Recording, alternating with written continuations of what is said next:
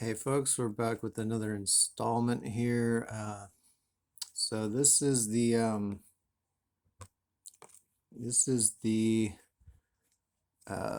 first page of my book. I don't really know how to. I'm gonna probably print one, edition. Like the first edition is gonna be not too I don't know. I mean, it'll work. This will be the first page, I guess. I don't know if this is a good first page, but it seems like decent. So the beautiful West, America, the underworld in Afro-Eurasian antiquity.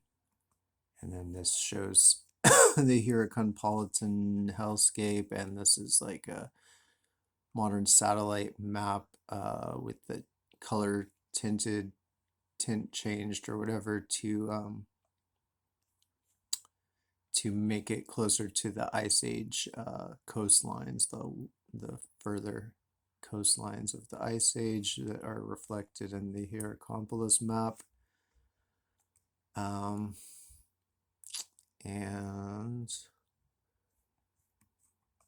compilation and commentary by Rowan Campbell Millar. So, I'm calling it that because it's primarily quotes and photographs. I guess maybe I should, I, I don't know if I should add something about the photos, but I guess I feel like this is at least so people don't think like I quote unquote wrote this book. Like I didn't write this book. I mean, I wrote parts of it, but the vast majority is a compilation of quotes. So I don't want to give the wrong impression. By Rowan Campbell Millar, 2022, public domain. So I haven't printed this yet. I mean, it's public domain regardless, but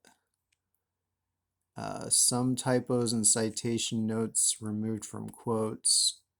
So yeah, like when my quotes actually had like straight up typos in them, I just corrected them instead of leaving them in and putting, sick in square brackets or parentheses or whatever. I just and because some of my sources were like not, are foreign scholars, so there was sometimes a lot of typos, so I just corrected their typos instead. So this is my disclaimer on that, I guess. Notification, cover photo, 5,500-year-old Egyptian map. Okay, so this is how it starts out, but I'm gonna skip to the part about the Book of Two Ways, which forms really the heart of this book and the bulk of this book. Where are we? Probably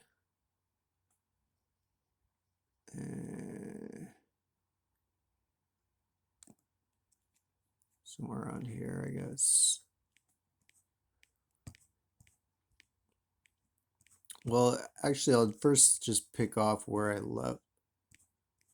left off in terms of the Hierakonpolis map because my mouse sucks. I don't know. I broke my mouse somehow by. So I think I read this. Yeah. Although I've since corrected, I think this was missing this symbol, the degrees symbol in there. A circle below, 5 horned animals, each a different color, were arranged in a circle and may have represented a compass. This portion has been destroyed by archaeologists. So right here, here's what looks like a compass. There's these different animals pointing in different directions from a central circle, and each animal is a different color. And since, you know, symbolizing the directions as different colors was an ancient Egyptian practice, I believe, and an ancient Tibetan, certainly. I mean, for the whole like Tibetan prayer flag thing, I think is based on that, based on going to the underworld and the different directions in the Tibetan Book of the Dead. Um, so, and then here's, you know, a modern compass, or, you know, relatively modern, in a map from 1553, a European map of America from 1553. And yeah.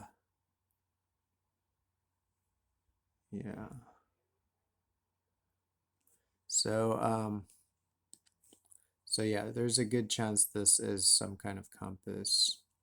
It's basically the prototype of this. You know, it's possible that since this Hierakonpolis map was painted on a tomb wall, it's possible that it was copied from a papyrus that actually had all these extra lines, and that those lines were removed for the tomb version. Hard to know. The Hierakonpolis map and a 1553 European map of America. And you can see that in some ways, you know, the Hierakonpolis map, the 5,500-year-old map, is more accurate than this one from 1553. Like, for instance,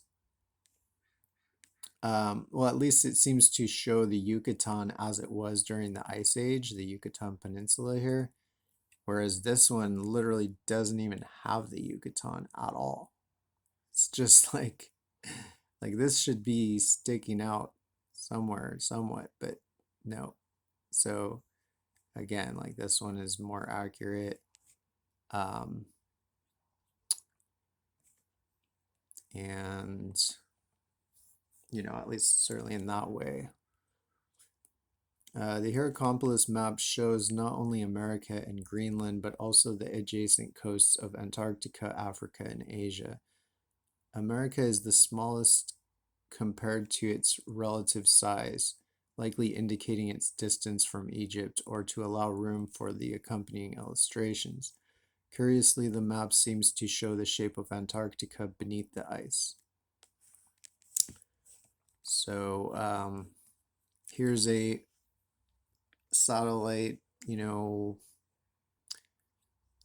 it's an image that uses satellites and other technology, I believe, to show Antarctica as it is beneath the ice. And then this is the Hierakonpolitan Antarctica.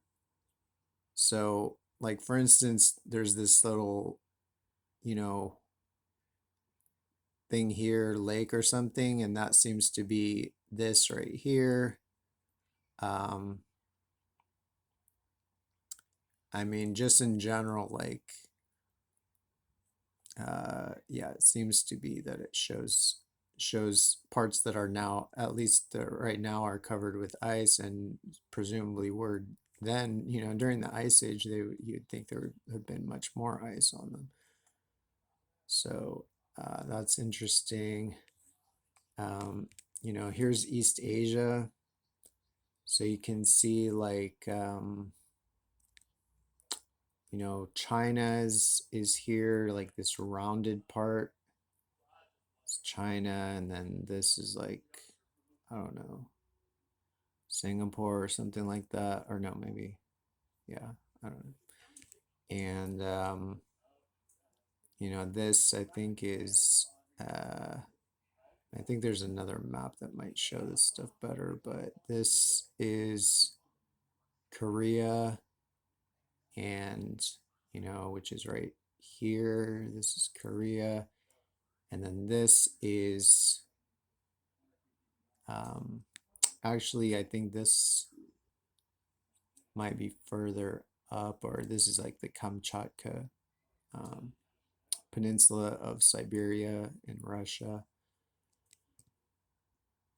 And this is like the Bay of, you know, there's like there's a bay in Siberia that's kind of opposite from Alaska.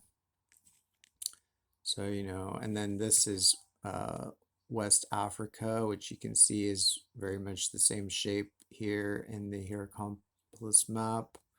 You know, this is like a satellite. These modern maps are all satellite based.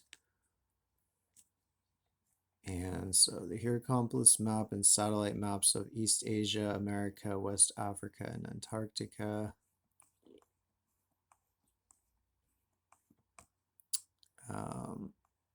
Here's one that I did because of the fact that it looks like Africa is tilted. And I think that's because, you know, it's like from this perspective, and since the Earth is round, and since Africa does point towards Antarctica, you know, I'm not sure why it makes it look like they're actually connected, if that's just stylistic or if there's some other basis for that. But at least there is, you know, it is understandable to kind of pull everything towards the center if you're showing something from this side of the Earth. And so I showed here, like with, I just diagonally tilted satellite map and the Hieracompolis map. And to show that also if you tilt it, that could explain also the way that America is so, you know, points so dramatically westward, is that maybe that part is a bit tilted as well. Certainly they tilted it to open the Gulf of Mexico more than it is. And there is a chance that these boats relate to that. I'm not sure, you know, that maybe this boat being there explains that this is being pulled upwards, and that this is being, and that this might explain that this is being flattened, and that this might explain that this is being pushed in a bit. Or it could just be that that the shape is a little bit modulated to make room for these boats that have another significance. I mean, I think the boats do have other significance, but might relate to that as well. It seemingly resembles Ptolemy's geography in the diagonal angle of southwestern Africa and the way Africa seemingly connects to Antarctica. Like today's haughty modernists who despise the genius of the ancients, Ptolemy rejected the sound wisdom of his forebears regarding the shape of the ocean.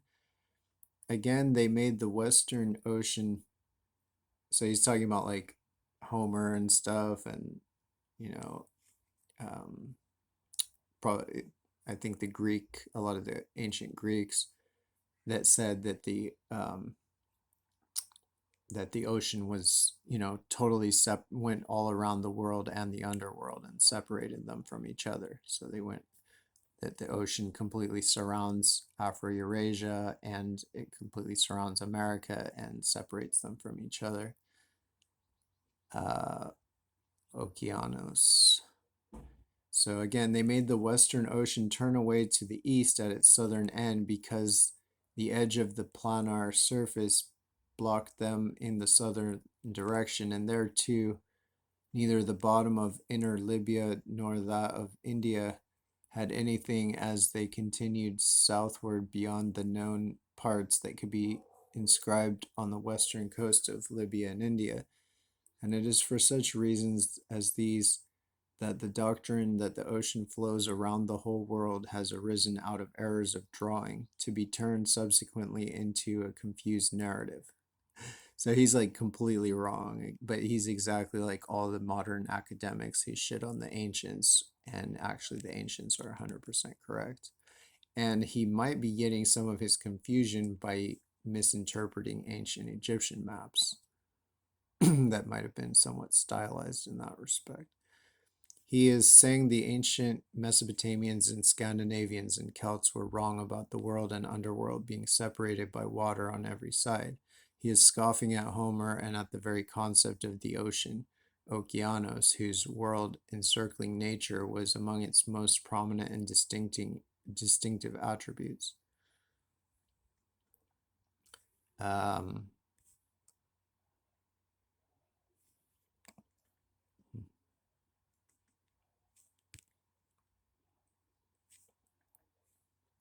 All right, so the multiple similarities between Ptolemy's geography, the multiple similarities with Ptolemy's geography may mean he made use of the Hierakonpolis map or others of the same model, so that he may have, that might be how he knew that, because I think there's some of his maps showed, I don't know if it was his or later ones of his tradition showed Greenland still attached to Russia or Belarus or whatever, Africa, like Eurasia, and then there's this, pointing towards here.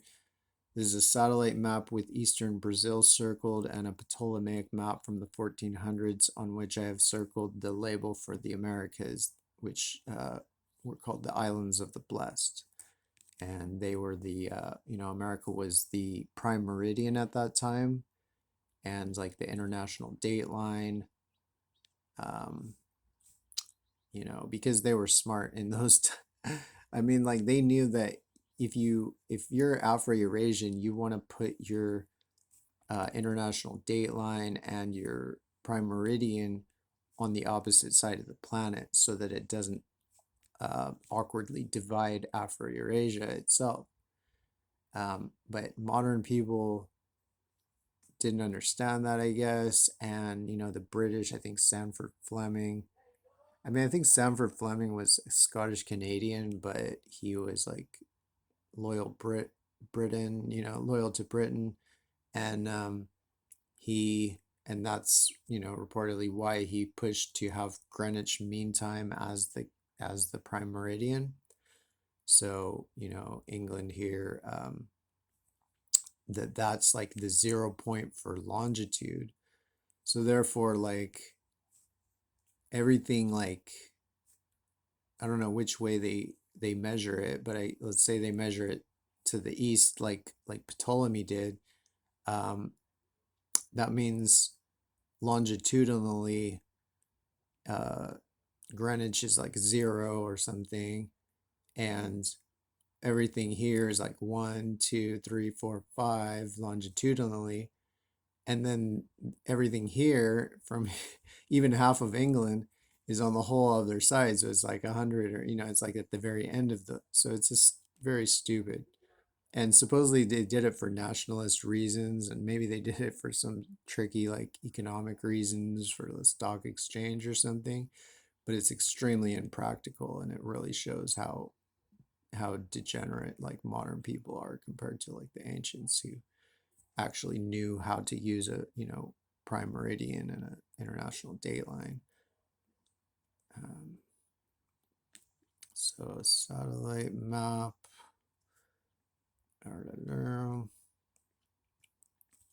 This is the Hierakonpolis map and the Orthograph world map, which won Japan's biggest design accolade, the Good Design Award in 2016, for being one of the most precisely proportional maps in existence.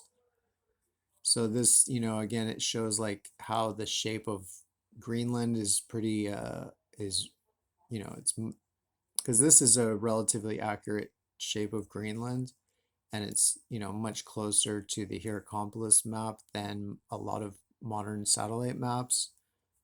I forget the famous, like the Mercator projection, I think, is one that like screws up Greenland.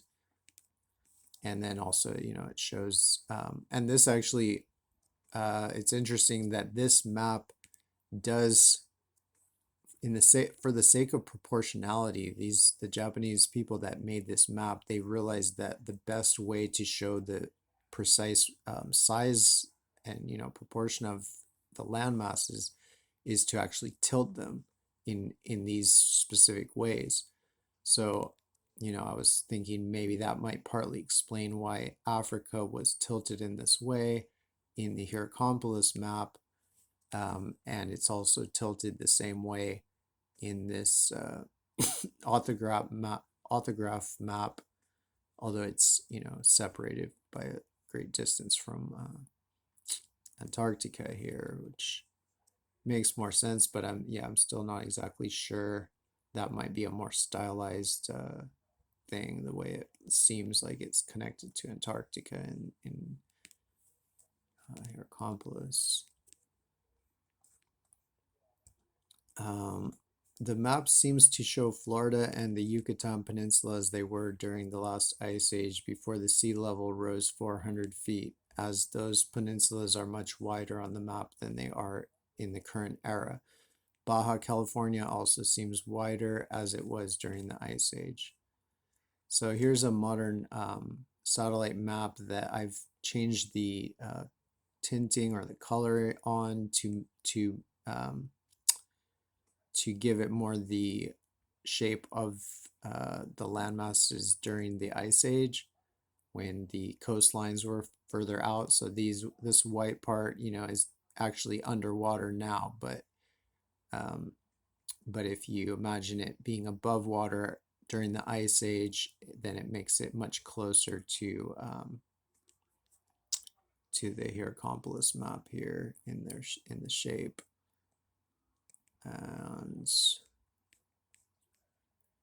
Heracompolis map and a map of America approximating the coastlines during the last ice age. Here's another map that I found on the internet that said it was, you know, showing the ice age coastlines, and just comparing it to zoom in on the Heracompolis map. You know, here's the kind of faded section in, you know, North America, but,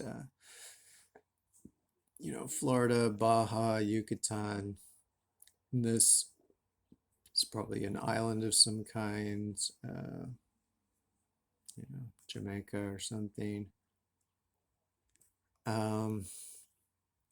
Heracompolis map and a modern map of America approximating the coastlines during the last ice age. And here's a modern bathymetry of the area around Baja California and Baja California on the Heracompolis map. So again, this part here is faded. This is the interior of the continent. So it's hard to be very sure of really anything around this area, but Baja still does seem to be represented here. And it seems to be more, you know, wide the way it would have been during the ice age when this underwater portion may have been above water. You know, like for instance, this bump here might be this kind of bump here, you know, whereas nowadays it has a very pointy western side, especially these two points, but also this point, whereas this seems to be back when those were still just mountains in a larger peninsula. Now, two juxtaposed animals may be goats and may represent the Tropic of Capricorn. Since goats symbolize Capricorn and they are in the right place on the map. So that's referring to these two, you know, these two animals here, their horns. One is red, one is black, or one is, yeah, reddish, one is blackish. And so, yeah, I think there's a good chance that since this is a modern, you know, satellite-based map showing the Tropic of Capricorn running, you know, through the kind of the thinner portion of South America at the bottom, and then this is, you know, really the it's really the exact spot where it would be. So, you know, I lean towards that this represents the Tropic of Capricorn. This map and a modern map showing the Tropic of Capricorn. It also shows a bulbous peninsula emerging from the Andean region of South America. This may be Rapa Nui, Easter Island, connected to South America by the Nazca Ridge or by the Desventurados Archipelago. So that's this guy here. Let's see. So here's a bathymetry, the Hierocompolis map and bathymetric maps of Pacific seamounts. So, you know, these are underwater seamounts that might connect Easter Island to Peru.